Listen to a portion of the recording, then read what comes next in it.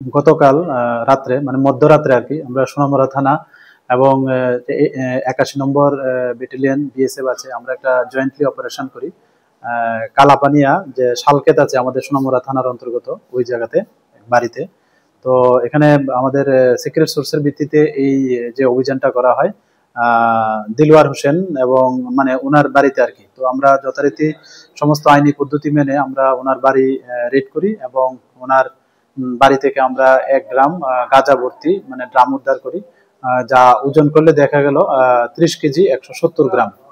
তো আমরা যিনি এটার মানে বাড়ির কর্ণধার দিলওয়ার হোসেন, আমরা ওনাকে ডিটেইন করি এবং আমরা সমস্ত আইনি পদ্ধতি মেনে যা ফর্মালিটিস আছে সবকিছু মেনে আমরা সোনামুড়া থানাতেই আজকে মানে ভোরবেলা ওনার এগেনস্টে একটা মামলা নেওয়া হয় আমাদের সোনামুড়া থানাতে।